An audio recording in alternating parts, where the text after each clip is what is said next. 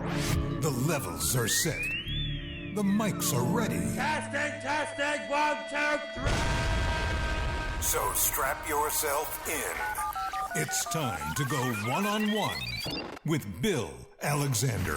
Let's go.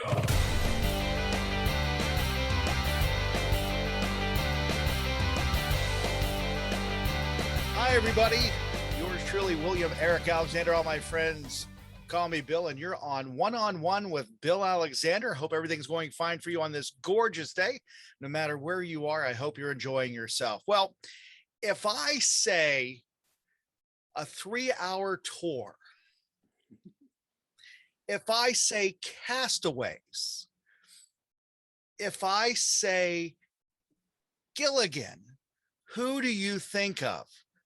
Bob Denver. Well, guess who I have on the phone video chat with me today, as I have Bob's wife, Dreama. Dreama, how are you doing today? Bill Alexander, it is so good to be here with you. Thank you for having me. I'm doing great.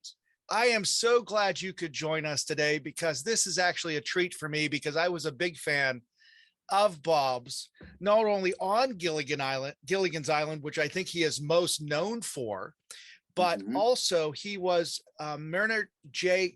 Krebs on Dobie Gillis.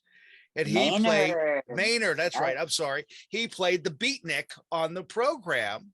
He did. And it's interesting that for a gentleman that really has only 2 characters that he's known for, he is a TV icon, which is amazing. Yes. Well, you know, what's interesting, what a lot of people don't know, those were the 2 famous characters. Absolutely. And Maynard G. Krebs, that one is dear to my heart. I was just a little girl when he was doing that, but my father watched it all the time, which was kind of cool. And yes, he was the breakout star of The Many Loves of Dobie Gillis, which was the name of the show, right, that Maynard was in. He was the breakout star. He was that era of television's Fonzie. He had that same. He was like the Fonzie of early television, and of course from that he got Gilligan's Island. But what people don't know is that Bob had 3 other series. Now, none of them were as popular as the first 2, but what we have to understand also is that that was almost unheard of back in those days, because, you know, now an actor, I mean, there's so many TV channels and so many choices, right, and Netflix and Prime and all these different things. Actors can be on, like Rob. I always use Rob Lowe as the example, because I mean, he goes from one series to the next. But back in Bob's day, that was highly unusual to be able to have, because there were only 3 networks, you know. So if you were doing a show on CBS, whether somebody watched your show or not, they knew who you were, because there weren't that many well-known faces on television back in the 60s, you know. So he had 5 series altogether. What is amazing to me with Gilligan's Island, especially, it only was on the air for 3 seasons. Right. And it became a part of the fabric of America and TV history, because everybody knows that theme song, and they know the story behind how this bumbling first mate got them lost on this island, and they spent 3 years trying to figure out how to get off the island, which again, right, to me, I think it's amazing that the technology he had, they couldn't figure out how to build a boat, but again, it was something that made it really interesting. I've got the professor's answer to that. Okay. People used to ask Bob, well, if the professor could do a coconut radio and this, that, and the other, why couldn't he fix a hole in the boat? And so Bob would come up with some kind of answer. And one day he and Russell were doing a personal appearance together, and Russell was asked that question. And Russell's answer was, if you were stuck on an island with Marianne and Ginger, would you fix the boat? So that is the real honest to goodness answer of why it never got fixed. And the thing about Gilligan's Island, even though it was only on 3 years, we have to remember that back in those days, they did 32 and 33 right, episodes a season. So it was really probably, what would that be? I can't do math in my head that fast, but it would probably have been more like 4 seasons worth of shows in today's terms, you know? which makes a lot of sense, because we think when we look at that period of time, we're just looking at the years and we're not looking at the episode. But there were so many different spin-offs from Gilligan's Island, to the movies, to the cartoon series, to all of this, that did he ever think that this one character with a guy in a goofy hat and a red shirt was going to be his signature character?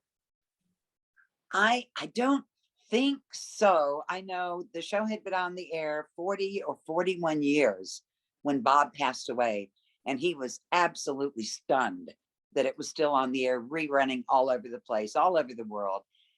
Can you imagine how stunned he would be today to know that it's been rerunning now for 50, it's been on the air for 57 years. He would be flabbergasted. And I think, you know, he told me when they made the series, when he chose it, because he, you know, he was offered a lot of scripts after Dobie Gillis, and he chose Gilligan's Island because he wanted to do physical comedy. Okay. He loved it. He always said that with his two most famous shows, he got the best of both worlds, because with Dobie Gillis, as you might remember, that was word comedy. Right. It was written by Max Schulman, who was prolific and highly respected. And so he got to, and that's my favorite kind of comedy, which is why I like Maynard so much. But he got to do word comedy with that one, really smart lines and all that. And then with Gilligan, he chose it because he wanted to do, you know, kind of slapstick, physical, fall down, get hit in the head with a coconut kind of comedy, which he did beautifully. I mean, he was so good at that, you know. And the fact that it spun off into cartoons, and then there were 3 movies, and I was in the 3rd movie. I don't know if you know that. No, I didn't realize that. I was an actress. That's how Bob and I met. So I was in the Harlem Globetrotters on Gilligan's Island. And I tell you, if you have to do a Gilligan movie, that was the one to do, because the Globetrotters were fantastic. They were so much fun. That was in the days, no offense to the existing Globetrotters, but those were the days of Geese and Curly and Meadowlark, and Blue. You know, and you can't beat that. And I agree with you. That was the golden age of the Globetrotters, because they were the ones that you always saw on TV. They had their own animated series. They were everywhere. But I didn't realize you were in that. I remember the movie. So what part did you play? Okay. Do you remember that Mrs. Howell had a social secretary? Okay. Her name was Lucinda. She sat at a desk at the door and would stop everybody who was coming in to see the Howells.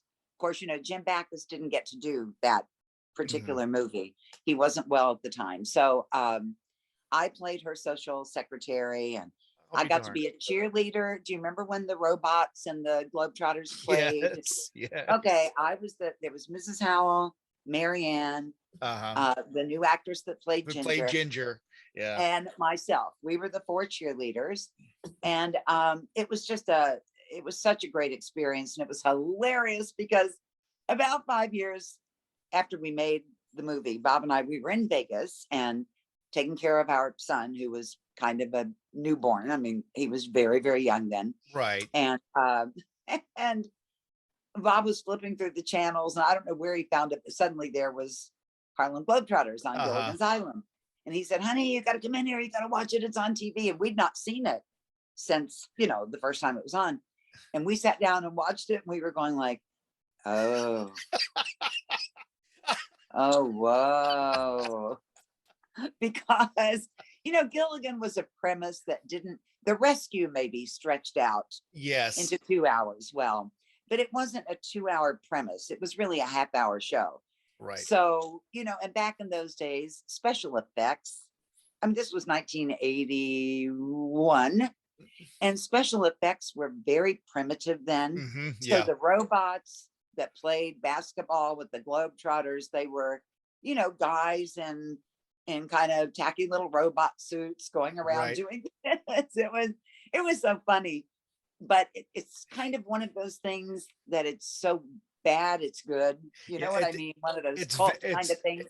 It's very campy is what it is. Yeah, exactly. It's very campy. So how was Bob's relationship with everybody else, because you mentioned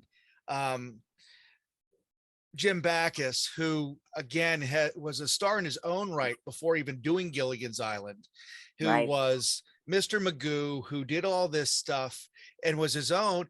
Alan Hale Jr. came from a famous family. Yes, and he then did.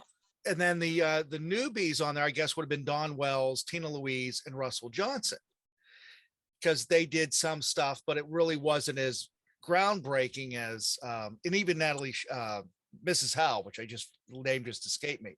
Natalie Schaefer. Natalie Schaefer. I got the first name right. I just forgot the last name. But I think you were good. but with that, how was it to work with this ensemble cast? Because they never missed a beat. They really loved each other. And now I will sort of, I don't want to say correct one thing you said. Tina Louise had done a movie. I think it was kind of racy back in the day, probably nothing now, but it was called God's Little Acre. So she was known pretty much for that movie. She was, at the time, her agent approached her about Gilligan's Island. She was doing something on Broadway with Carol Burnett. So I didn't know that. Yeah, she had some pretty serious credits too. The newbie would have been Dawn. Russell was sort of he was like the star of a lot of B movies. He did a lot of Westerns. He did a lot of The Thing That Came from Outer Space kind of movies, So they all had a lot of acting in their background and all that. But Tina, the way I understand the story, and I think I have it close to right, is that when Tina's agent approached her about doing the series, he told her, he pitched it to her this way. It's about a beautiful actress, a sexy actress who, is on this 3-hour tour on a boat with 6 other people, and the boat capsizes and there's a shipwreck and they end up on the island and the 7 of them have to survive together. So obviously her assumption was that the show was built around the sexy actress, the way it had been pitched to her. And so when she got there, I think at the beginning she was a bit unhappy. I wasn't there, so I can't swear this, but I think she was a bit unhappy because it was an ensemble thing. She wasn't featured all the time. I mean, once in a while. And she went to Sherwood, or somebody on her behalf went to Sherwood. No, she went to Sherwood because Sherwood told the story that she said to him, I thought this was going to be about Ginger and da-da-da and all that. And Sherwood looks at her and he goes, Tina, the show isn't called Ginger's Island. It's called Gilligan's Island. Why do you think that is? So, but it was, back at the very beginning when, with the first season, when the credits were the movie star and the rest. Right here. Yes. Bob is the one who took care of that. Bob went to them before the second season. This is how much they loved each other. He went to the higher ups before the second season and he said, look, you can't have a cast of 7, feature 5 of them and make the other 2 who are equally as important. You can't make them and the rest. So if it's going to stay that way, I want to go to the tail end and I'll be and the rest with them. And the guys went, you can't do that. I mean, you're Gilligan, it's your island. You can't do that. And Bob said, figure out a way to make them part of the credits or put me in the back with the professor and Marianne. And so it wasn't even that huge of a change. The movie star, the professor, and Marianne here on Gilligan's Isle. But Bob kind of took care of that because he really felt that the show was an ensemble show. Everybody was equally important, and they were. I mean, think about how different those characters were. And, there was the sexy one for the men to ogle, and there was the sweet farmer's daughter that everybody dreamed of marrying. They could take her home to mom, and the rich couple that we couldn't identify with, but we sure could have fun with, and the really smart guy. I mean, everything was represented in Right. that show. And they were equally important. So I was always so proud that, even though I wasn't around at that time, I was so proud that Bob did that when I heard the story. And that is kind of special, because I don't know if you would see somebody do that today. And as you said, it really wasn't a big change.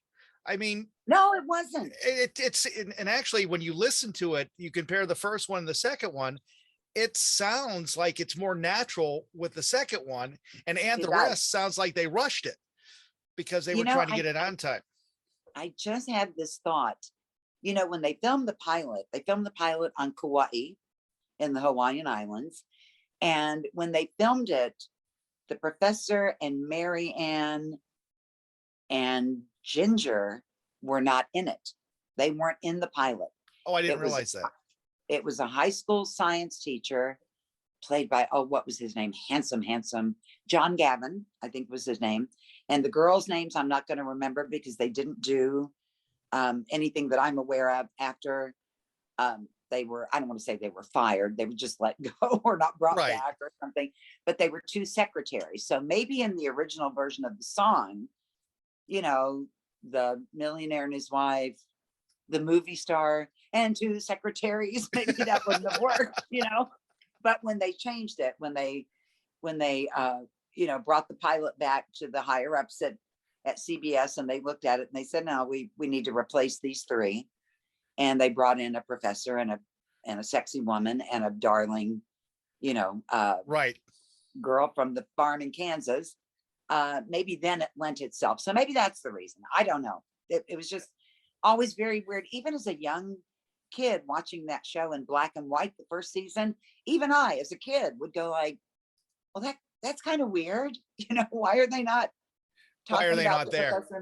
Yeah, I think everybody felt that way. So yay, Bob. Again, that makes a lot of sense, because it just didn't seem right. Now, when Bob was on the program, did he ever feel, and I'm presuming that he didn't, that some of the storylines were beneath him? I mean, there was one where there was a gorilla, some guy dressed up in a suit. I mean, one of my favorites is still when the rock band got stranded on there, and all that, and them trying to do their own musical instruments and stuff like that. Did he ever think any of the storylines were beneath them? That was the mosquitoes. Yes. The mosquitoes. And that was a takeoff on the Beatles, obviously. And that is one of the only episodes that times Gilligan's Island. Other than that, Bob always, I'm answering a different question. I'll get back. Okay. But Bob always felt that the show's longevity was partly due to the fact that, like every other show in the 60s, the cars, the telephones, the furniture, the house, all those things put those shows in a particular time period. Gilligan's Island, I mean, you could watch the color one today for the very first time, and it would look absolutely like it belongs today, because there was nothing to put it in any particular time period. So now, what was your question? Oh, beneath them. No, I don't. Bob always, when he tells the story, he always said that he looked forward to every script, because he wondered how it could be sillier, and make Gilligan kind of dumber than the last one did. I think he appreciated all that. Now, that doesn't mean that when the series went off the air and he was completely typecast as that character, that there wasn't some frustration attached to that, because he was young. Bob was only like 32 or 33 when the show went off the air. And so he was a young actor, and he still wanted to, as the actors say, stretch and play different parts. And because I met him working on stage, I got to see him do things that weren't so Gilligan driven, and he was a good actor, but I'm a great actor, but he wasn't, after that television, when they wanted him for a part, it was Gilligan-ish, and I think that frustrated him for a while. And then, gosh, by the time I met him, that would have been 10 years, I guess, after the show went off the air, the original show went off the air. He had started getting fan mail, And all through our marriage, he got fan mail from people telling him that they had had some kind of really difficult childhood. Either they were molested or their parents were drinkers or something bad was going on. And they thanked him over and over for the show, because that was a half hour, maybe an hour after school in the day where they could sit down and get lost on the island and feel like they were safe.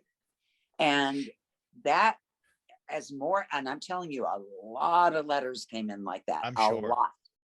And way more than he ever would have dreamt. And he started understanding that what might have been just a little show to him was really, you know, profound to people in the situations that people were living in. So he finally went, you know, if that's what I'm known for, that and Maynard, he said, what could be better than that? That's true. You know? Now, I did find the other actors that were on the pilot of Gilligan's Island. Kit Smythe played Ginger, and Nancy McCarthy played Bunny. There wasn't even a Mary Ann in the first episode. No. And was the first one called, was she called Ginger? Yes, it was Ginger. Yes. But she was a secretary. She wasn't a sexy. Right. They did not have the sexy character. And then John Gabriel played the professor. Gabriel. I called him John Gavin. Yes. But the funny thing is, Russell looks so much better as the professor because he fits that mold. Gabriel looked too attractive to be a high school science teacher. All the girls in high school had been going crazy, wouldn't they? Yeah. They would just be, whoa, I can't wait for that class. No, he was like matinee idol, good looking. Yeah. Yeah, he was. So when you talk about Bob after Gilligan's Island goes off, and again, it's unfortunate that he was typecasted, but I don't know how the money distribution was done back then. Were they still getting royalties off the program, or is that all gone and out the window? Oh, this just makes me laugh so hard. It would have made Bob laugh too, unless we were crying about it, one or the other. Right. Bob, when I'm going to go back to Maynard for a second. Okay. When he did Maynard, believe it or not, and that was a big show in its day, he made $250 a week the first season. By the fourth season of Dobie Gillis, he was up to $750 a week. Now, this is when you think nowadays people make millions an episode, you know? So when he started Gilligan, he was making $750 a week. Second season, I think he made $1,250 a week. In the third season, he made $1,500 a week. And there have never been royalties. Wow. Residuals for Gilligan's Island. They were paid. If people out there listening and are old enough, they'll know that back in the day, you had the fall season, and then the fall season reran in the spring, right? So he got paid for the original season, and then the rerun in the spring he got paid for. I don't know if he got paid the same amount. You know, I don't know that. I'll have to look at his contract and see. But he got paid for the second run that same year. After that, when it was on the air, you know, during the 70s and the 80s and well into the 90s, when it was on the air against itself on different channels, playing 18 times a day, there was never any money for that. Ever. Because right now it's playing on TV Land on the weekends. And that's what I think is interesting, because people would assume that you're seeing something from these programs other than just recognition of who Bob was. No, which is not a penny. Really I've never seen a residual check of any kind for anything connected to Gilligan. Not even the movies, now that I think about it. I might have to look into that. I don't know. Now, when he did guest appearances on shows like Alf and Baywatch, and they used, after he passed away, they used a clip of him on the Goldbergs, and oh gosh, he did all kinds of Roseanne, he did guest appearances on there. Those I get now the residuals, as the years go by, they get right. They get tinier smaller. and tinier. And I have literally, people won't believe this because they think when you open your mailbox and there's a residual in there, woo, it's going to be, bank time. And I have gotten more than once a residual check for 1 penny. The postage costs more. Way more. 25, what is postage now? Like 35 times more than that? I don't know. It's just, and I don't, I'm not trying to mess up their books or anything, but I can't go cash a check for a penny. That just seems so weird. Well, So there are people like me who are in the same boat and that, they have to adjust their accounting all the time because the pennies that don't get claimed, Well, if you add them up, I mean, they may be worth about $10 when you're done, and you can buy a tank and a half of gas. That's about it. Or not even that. You can buy a gallon and a half of gas. Anymore. Yeah. No, you can buy 2 gallons, maybe. Yeah, if maybe. that, depending on where you're at. I know that's true. I know. I just find it interesting. Every once in a while when they were all alive, they would get, they'd start getting churned up because Bob and I had a handicapped son who had to have full-time care. We were trying to deal with that. Dawn, who was very close to her mother, had a mother who was ill and she was taking care of everything for her mother. And we all could have used a residual or two. Right, of course. I mean? And so every once in a while they'd all get, kind of stirred up about it. And oh, what are we going to do about this? We need an entertainment attorney that can, but when you look at the contract, I looked at it a couple of years ago and it's, they didn't know in 1963 that there would ever be anything called a DVD, right, or even a video, mm-hmm. or certainly streaming, right, or anything called Netflix or Amazon Prime or any of those things. And so they couldn't specifically put that in the contract. So what they did put was, however this entity is used, into perpetuity. Okay. So, and it's worded legally and much better than I just said it, but it covers, like blanket covers anything that could ever be done with the product. Mm-hmm. And they would, so I think it's pretty ironclad. And now with everybody gone, I mean, there's just me. Well, Tina is still alive.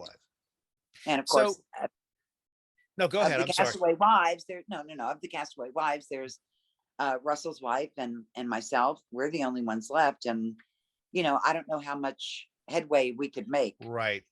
Trying to get something like that done if the Castaways couldn't do it themselves. Yeah. And I think it's interesting that you refer to them as the Castaways. Yeah. Because that group. Now, how was it? Because I see you did too. Was it working for Sherwood Schwartz?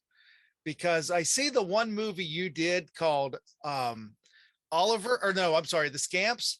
And it's quite interesting because Bob's in that too. And he plays Oliver Hopkins and you play Mandy. Yes. I love that you know about it. Thank you, Bill, so much. How was so it exciting? How was it working for Sherwood Schwartz? Sherwood was amazing. I mean, he was just, I got to know him through the 3 movies. Right. And for Bob had known him forever. Mm-hmm. And he had the greatest stories. It was so wonderful when they were filming and, they'd be doing setups and everything, and everybody just be sitting around and listening to Sherwood's stories about being a writer for Red Skelton and doing, all that. He worked with everybody in early television, so that was always fun to listen to. Sherwood was so kind. The show Scamps, which was a pilot that Bob and I did for NBC. Now this is how kind he was. I thought this was so cute. There were 9 children in that show, and all the children were under 9 years of age. And when you're working with a lot of kids like that, and only Bob would be that brave, I think. When you're working with kids like that and you're with them in every scene, there were a couple, Joey Lawrence being one of them. Oh, wow. I didn't realize that. Yeah. Wow. Joey was 5 years old. He was a pro from day one. He hit his mark, knew his lines, was a professional. But the other kids, a lot of them, they were darling and they were cute in the parts, but they had really tiny little attention spans. Mm-hmm. They wanted to play. They didn't, they weren't they weren't professional. Well, they were professional actors, but they, they were kids. So we had this one little boy who he wouldn't hit his marks. He never knew his lines. He was constantly, Sherwood was having to take him aside and say, Damon, you have got to learn your part here. You've got to. So finally one day when this kept going on and on, Sherwood took the little boy, Damon, into his office. He had on his desk a great big map of the neighborhood, of the town the fictional town where we all lived. He had a map of the fictional town. He showed Damon, he said, now, do you see this? This is Oliver's house. And Damon goes, okay. And you see this, Damon, right down the street? That's your house. And Damon said, yes, sir. And he goes, if you don't start hitting your marks and learning your lines, we're going to have to move you all the way over here to the other side of town.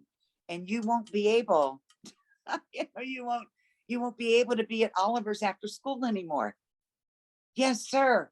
Okay. I mean, the visual helped the kid understand that I better do it right if I want to be part of all this, but that was Sherwood. He was just creative in the way he dealt with the kids and in the way he dealt with, he was always fair.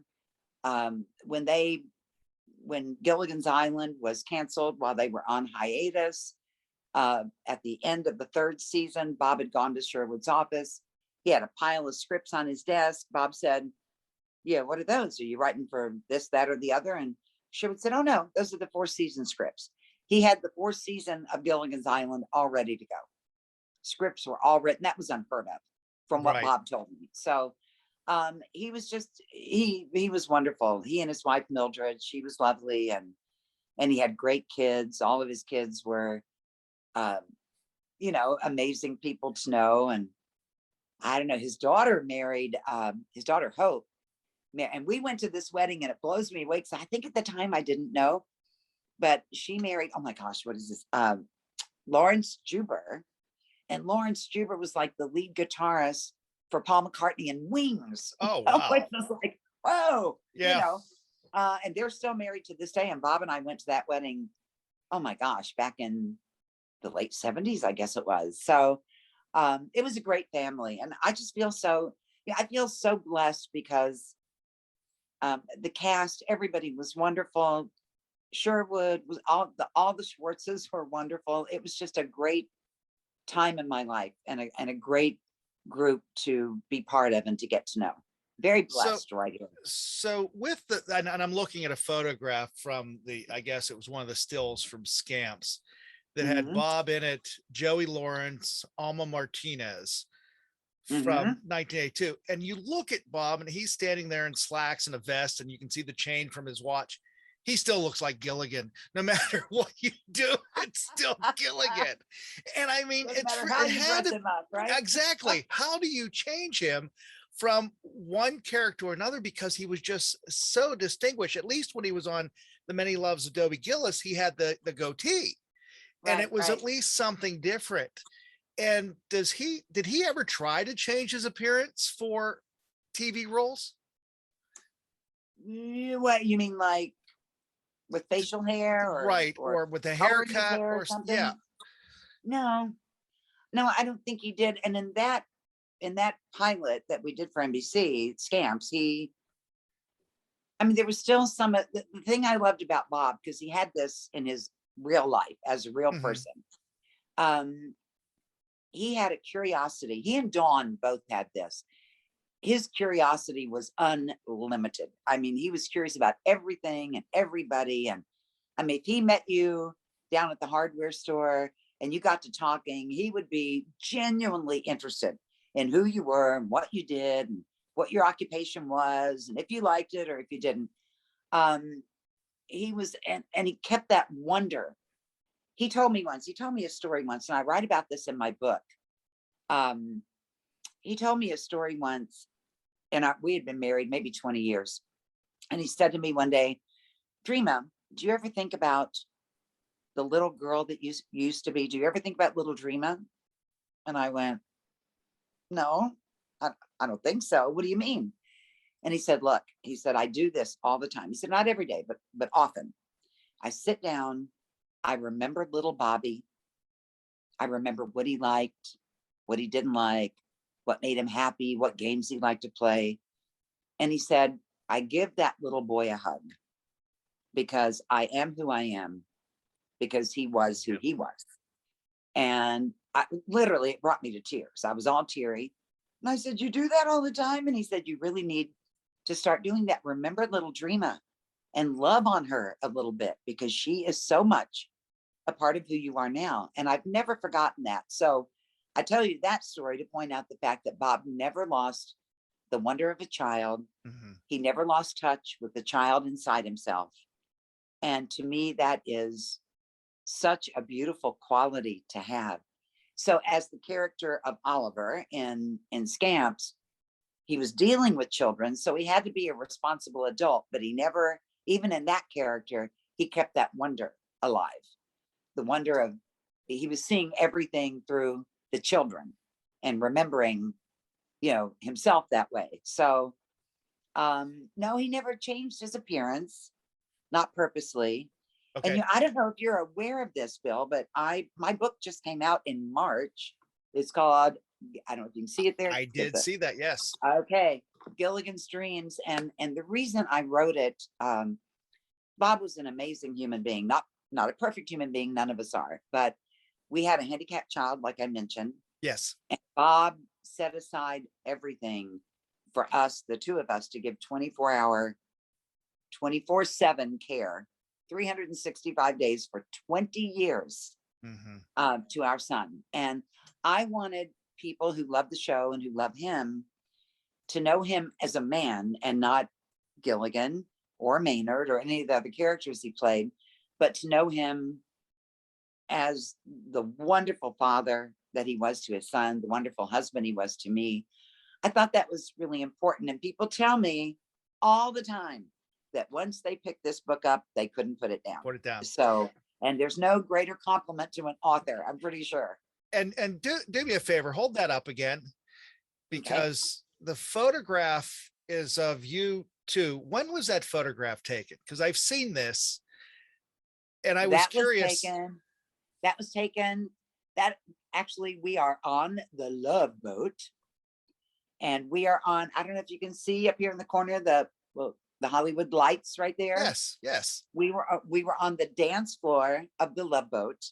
Okay. And doing an episode, and one of their photographers came around and he was just taking pictures, and he took a whole proof sheet of pictures of us, and that was our favorite one. And I just always loved, look at this. Look how he's looking at me. Now you just look at that. Yes, what you're right. Woman isn't gonna love that? Yeah, that's right. So are there other photos in the book too, or is it? Oh yeah. Are it's there? Full of photos. Okay. All kinds of photos of us on stage together. There are photos of certainly personal, private photos of us with our son, photos of Bob's mom made it into the book. She's in the book with, she would love this. I wish she were alive to see it. But Bob's mother is in here in a photo with Glenn Ford from the golden age of Hollywood. We went to Glenn. I'd forgotten about this until I was writing the book and ran across the picture of Graham with Glenn Ford. Tell me how this happens. I had forgotten that we had met Glenn Ford. I had totally forgotten that. And I was going through pictures and I went, wait a minute. This has to be in the book, how we met Glenn Ford, how Bob was taking me to Glenn Ford's house and not telling me where we were going, so that when the door opened, I would be like, which is exactly what I was when I saw Glenn Ford standing there. I mean, my gosh. So yeah, I'm very proud of the book. It won in New York State at the New York Book Festival. It won Best Autobiography, Best Memoir. Okay. So it is an award-winning book, and I'm really proud of it. And anybody who loved Bob and was a fan of Bob's, I do recommend it, not just because it was mine, but it's the private story that people don't know. Oh, interesting. So I'm looking through a list of things that Bob did, and I hate to say it, but there's things that I forgot about that just popped into my mind. And one of them, and I don't know if he ever talked to you about this, but doing Dusty's Trail, which Yes. was, in my opinion, a remake of Gilligan's Island in the Old Exactly. West Exactly. with Forrest Gilligan's Tucker. Island on a wagon train. Yes. Instead of the boat capsizing, the covered wagon gets lost Right. from the wagon train. Right. Did he have an issue with doing that, revisiting the old character, or did he just, he goes, that's what I can do and that's what I'm going to do? You know, you have to work. Yeah. And sometimes you have to take what you're offered. Okay. And that's what happened after Gilligan. He was always offered Gilliganish parts. Now, in this particular Dusty's Trail, I mean, Sherwood Schwartz, basically, because it was Sherwood again, Yeah. basically recreated the whole show, put it out west, out in the desert. Bob got to ride a horse. He loved that part. And he had, there was the wagon master, who was played by Forrest Tucker. So Right. there you go, Alan Hale right there. I'm not going to remember all the other actors' names, but there was a saloon girl, which was like Ginger. There was a school marm, which was like Mary Ann. There was a rich couple. So it really was Gilligan's Island, a redo of that. It was. And it didn't, I'm trying to think why it didn't, but I think it was on for like 2 seasons. It never really caught on, you know? Okay. Now, the third series he did was called The Good Guys, and that was with Herb Edelman and Joyce Van Patten, and that was not Sherwood. I'm not sure actually who the producer was of it. That one, strangely enough, Bob always laughed at this. That one ran for 2 seasons, and it didn't do well because it was up against the Brady Bunch, which was a Sherwood Short show, you know. So, which I understand that. Yeah, oh yeah, that was so popular, you know. But the programming that he was on again is just amazing. And then something that the younger audience that I have may be familiar with, because I can't believe it's been on the air since 1998, was he was the voice of himself on The Simpsons. Yes. And he was there. And I do remember that, which is very interesting that he is now into today's pop culture by being part of The Simpsons without really being here. And that has to be something for you to see, especially if that would ever come on again. And in the animated drawing of him. You know, it's amazing to me. I mean, Gilligan's Island is the prime example of pop culture, for one thing, but I'll be sitting watching a series today. Now I'm trying to, Gilmore Girls is one of my favorites. I love that show. Yes, I do too. So do you? I love that show so much. Oh my, I'm silly over that the way people are silly over Gilligan's Island. But I love that show. I love Lauren Graham and I love Alexis. And I just think they're also awesome. So well acted and just well written and all that. But I was watching it the first time I watched through the whole 7 seasons. And there are 2 different times during the run of that show that they reference Gilligan's Island. Oh, really? And one is when Rory and the redhead, the troublemaking girl at the school, if you remember the series. I remember who it is, yeah.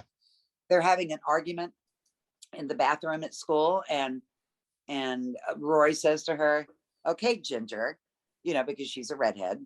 And then they reference it again later. I think Kurt buys Luke's boat, and he comes with a captain's hat, and he talks about a 3-hour tour and all that, you know. So it's amazing to me to this day. That's the one series I can think of, but I hear it referenced often, even now. You know, there'll be a reference to one of the characters or to the show itself or to the minnow or 3-hour tour reference or something. And a lot of current sitcoms and shows. It's amazing. It's just amazing. So, and I want to ask you about Dawn before we end today, but I had to come across this because the reason I got in touch with you is because I'm also a big radio buff. Yes. And there is a station in Princeton, West Virginia, and they call themselves Little Buddy Radio. And that's you. That's me. That's yes. You. So you live in Princeton, West Virginia. I do. And boy, do you do your research. I'm really kind of mind boggled. This is amazing. Well, I mean, scams, Little Buddy Radio. 17, I've had this radio station for 17 years. Bob and I started it. There was a time in 2004 when the FCC opened the window for regular people. You probably remember that, to have their own radio stations. And Bob and I decided we wanted to do it. We wanted it to be, now it's evolved into something more than this, but we wanted it to be an oldie station. This was 17 years ago, we had just got it barely up and running when Bob was diagnosed. And then we went through all that and he passed away. So Little Buddy Radio has really been my baby all these years. But when we were launching the radio station, I think it was the New York Post, if I'm not, it was something in New York. And I think it was the Post that did a story on Bob launching a radio station. And they said, gosh, Gilligan's launching a radio station. It must be Little Buddy Radio. And we went, it must be. We like that, Now we have call letters and a frequency like everybody else does, but everybody knows it now as Little Buddy Radio. What's interesting, if you get an email from somebody with my name, it was me, about formats and one of the stations I work for, just to let you know, because I work for an oldie station too that we're trying to get syndicated. It's called Hall of Fame Music Radio, and I sent you an email a while ago, and I did not realize you were the one operating it. So that's amazing to me. It's a small world. Did I get that email? Oh. No, it might have gone into like a junk folder or something. Yeah. So or you'll have to anyway. resend it. Or you have to resend it or something. Because but now Little Buddy Radio started out being all about the 60s, the 70s. Right. And just touching into the 80s. And then as I went along, Bob was gone and it saved my life. Little Buddy Radio did after he died. And I started deciding, it's going to be about good music. I don't care what genre. I don't care what decade.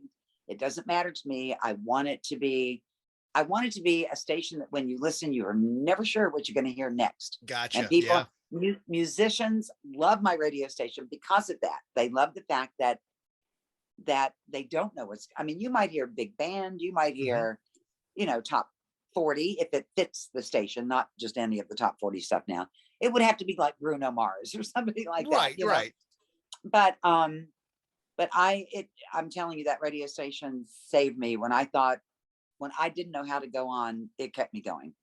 And I have a very, obviously soft place in my heart, and I'm really you can listen to it online. I don't know if you know that. Oh, I have listened to it online. I actually found it a while ago, and I never thought, when I saw on the website, I saw about the book, and I said, you know what? I'm just going to email and just see what happens. And little did I know, you got back to me, which I was just tickled pink. That did I? See, I don't remember that. Yeah. Wait. Okay, I got back to you. Yay, Dreama! I'm so proud of me. Yay, good. Well, if you didn't get back to me, you wouldn't be talking to me right now. Because okay. Oh, there is a method to the madness here. Okay, gotcha. No, but you wrote me on the web. I wrote web and on Facebook. Yeah. So I got okay, so the Facebook you talked. Definitely get it. Yeah, you got that. But I did contact you. And again, I thought it was really interesting that you're doing this. And again, why Princeton, West Virginia, of all places in the world? That was a question that I asked myself early on, and now I could not be happier to be here. I'm telling you. But no. And I was born in Bluefield, West Virginia. No. Which is about You're in the stylistic song that sings about.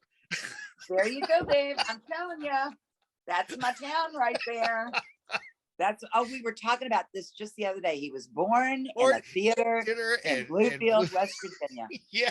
Rock and roll baby by the stylistic. Yes, sirree. I do a classic oldies program on the station I'm at, and I played that Sunday night. And I love the song because where I'm located at, I'm about 15, 20 miles north of Morgantown. And I'm just over the PA state line. And I've been through. So you're kind of a neighbor. Yes, because I'm in Fayette County, just north of Morgantown, just south of Uniontown. And when I heard that, it just stuck in my head going, why would anybody be singing about Bloomfield or Bluefield about anything else in the world? We are trying, they must have played here. Back in the day, even in my young life, Bluefield, believe it or not, was a happening place. And back it, I've done a lot of research on this. We have a 14-story West Virginia hotel in downtown Bluefield that at one time, at the turn of the century, was the highest skyscraper on the East Coast. Seriously? Bigger than New York. I mean, we had at one time a little town called Bramwell, which is right down the road, had more millionaires per capita than any place in the United States. Now we're going back decades and decades and decades. But Bluefield used to be a place where, let's just say Etta James, because I know she was here. Yes. Etta James would perform in New York, get on a train. We were big in the railroad down here.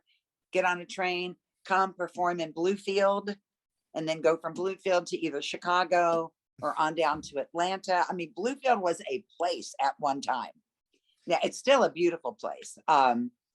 And when we had our son and we were doing full-time care, Bob, we were living in Vegas when we weren't loving Vegas, too hot, too sandy, right? I got you. All of that. So we wanted to move back east and move someplace where we could take care of Colin, where it would be off the beaten path and all that. Mm-hmm. So Bob said, let's go look at your hometown. And I said, seriously, you want to come back here? And he's like, yeah, let's go look. So we did. We loved it. Little town next to it, Princeton, which is 9 miles away, where I live now, is where we found a house on top of a mountain all by itself, where we could have peace and quiet and do this thing. And let me tell you, there have been times when I go, gosh, nothing ever happens here. And I love it because I get to go out and do book signings and I get to do things.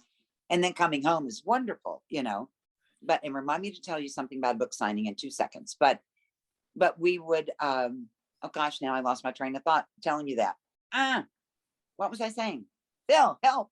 You were talking about living there and coming back after book signings and coming back to oh, yes. But after 2020 and COVID-19. Oh, I'm sure. I have never been so happy to live in the small town of Princeton on top of a mountain all by myself. I mean, it is perfect.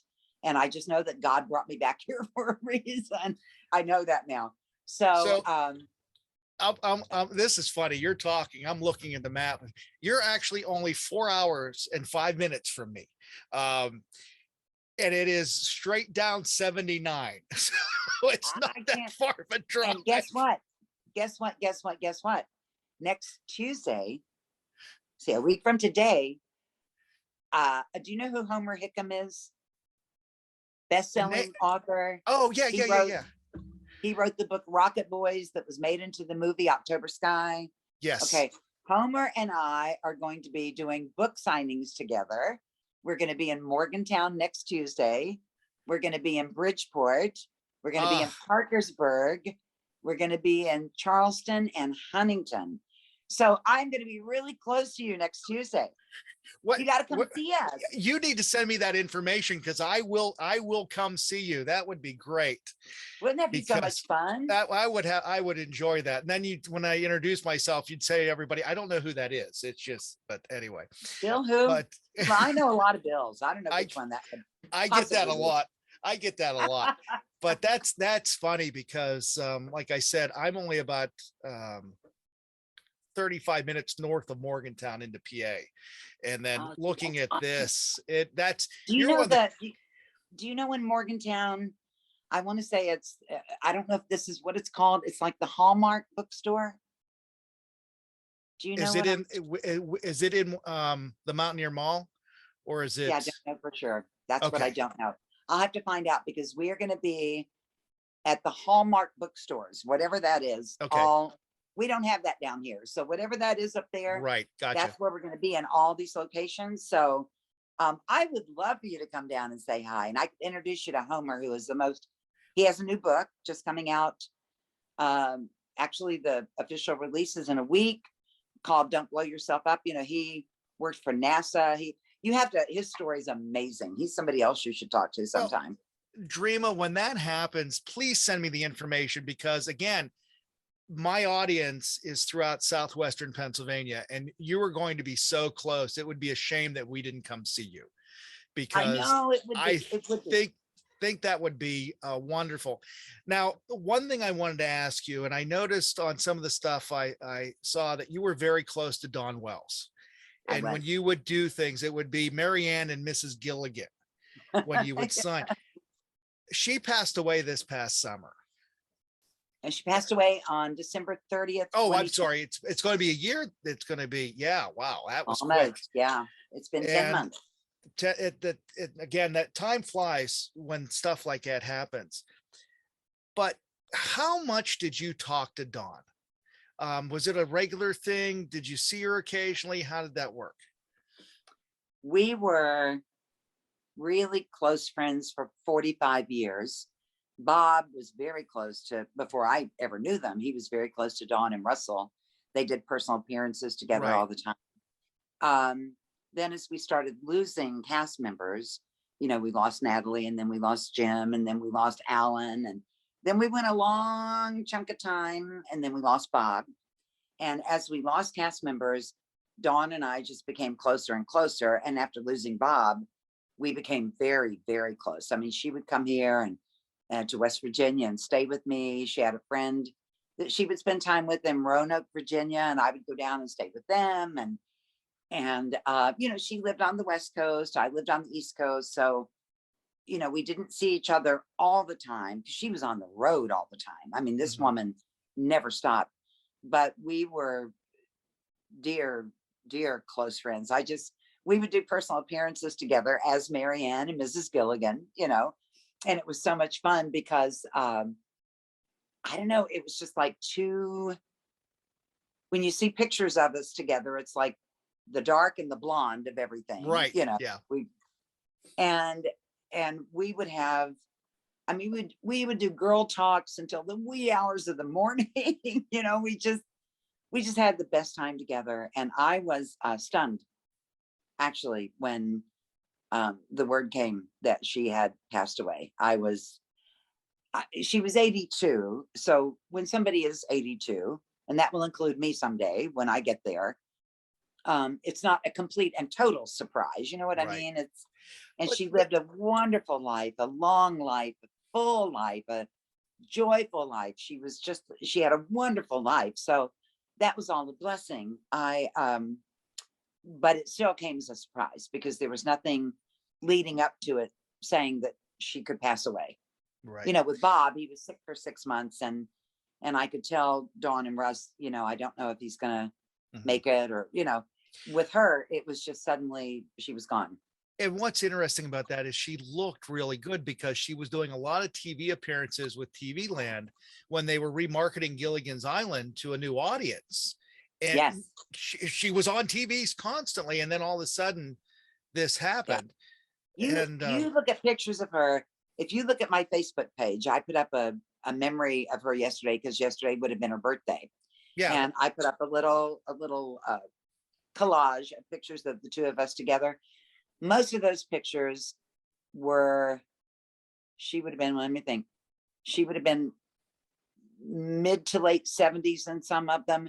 And one of them, the bottom right one, that was on her 80th birthday. And I look at her and I go, there is no way anybody would ever look at that woman and say she's 80 years old. She was full of vim and vigor. She had a life force. You know, there are people who just have a life force that you can't imagine ever going away. She was one of those people. So beautiful until the day she passed. I mean, just gorgeous. She looked like Marianne always. You know, there was never a time that she got so old that you would look at her, or looked so old that you would look at her and think, hey, is that Marianne? You know, she always looked like Marianne. I mean, she's just beautiful. Now, do you keep in touch with Tina Louise? Because I heard there was some friction between everybody and her. No, I've only been around her 3 times. And one was a visit to the White House, and we got a White House tour. So that was probably the longest time I was around her. She's always been very sweet to me. When Bob passed away, she sent cards and, and all of that. She's always been very nice. However, she just didn't, initially, she didn't like being known for Gilligan's Island. Now, this is my understanding.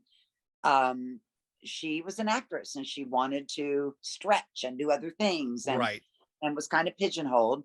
And I think that was a problem at first. I think later on, like Bob, she got to the place where she was like, well, this isn't bad. I mean, if I have to be known for something, this isn't bad. But she just never stayed in touch with any of the rest of us ever. I think she and Dawn maybe once in a while, because they worked together so much. Right. I think maybe once in a while they, kind of caught up, but not on a regular basis, and not, I don't know. She just, she's never somebody that I felt like I would not feel like I could call her, pick up the phone and call her and say, hey, Tina, Dreama Denver, how you doing? Because I just never got to know her that well. So. Well, Dreama, it's been an hour and this has flown by so quickly. And you didn't know you were getting a talker, did you? Hey, I love it when my guests talk, because it makes it easier on me. I can sit and listen. But it is again, a talk show, right? That's it is a talk show. I appreciate it, and you are wonderful. And I wish you the best of luck with the book and everything else that you're doing. And I'm going to try to make it out next Tuesday once I figure what times you're going to be there. And I don't know that yet. I'll find out and I'll let you know. And I will readjust my schedule. Emails, right? Yeah, we can get it back and forth. On texting, we've done that too. We've done that too. We have done it all. Okay. All right. We're good to go. I just want to make sure that everybody knows that Christmas is coming up. Yes. I have my book, Gilligan's Dreams, at bobdenver.com. That's not hard to remember. You can get it autographed if you order it there. And I don't know if you know about this. No, I don't. I have an award-winning children's book inspired by Bob. This is the sweetest book, guys. I'm not kidding. Not because it's mine. My illustrator was awesome. It's wonderful. It's at bobdenver.com.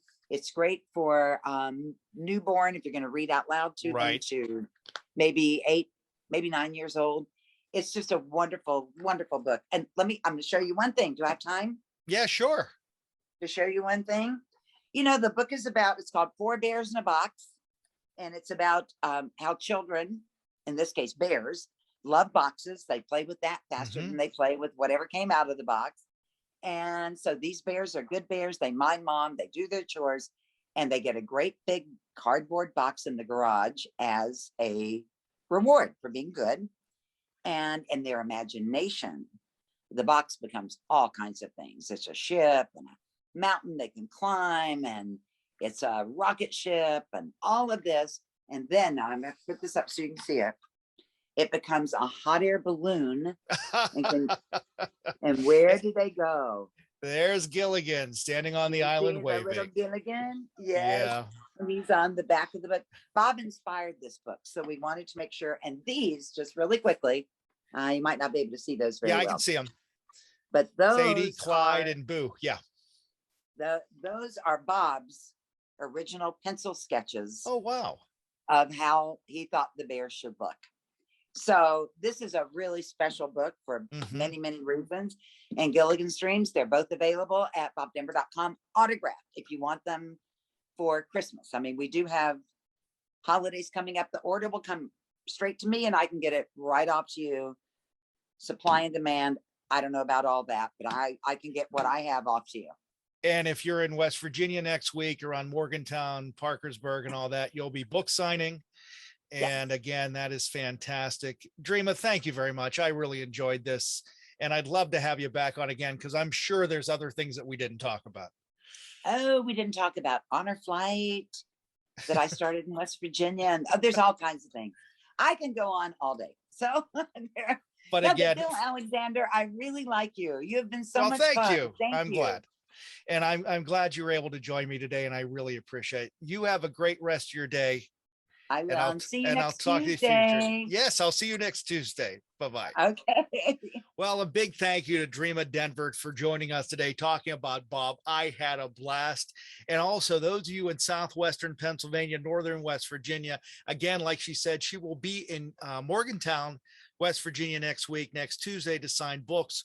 Once I have all that information, I will share it with you on Facebook, on the website, everywhere, so you can go out and see her, because she was a pleasure to talk to. So Dreama, thank you very much. Thank you for you guys for watching and listening, and we'll talk to you next time here one-on-one with Bill Alexander.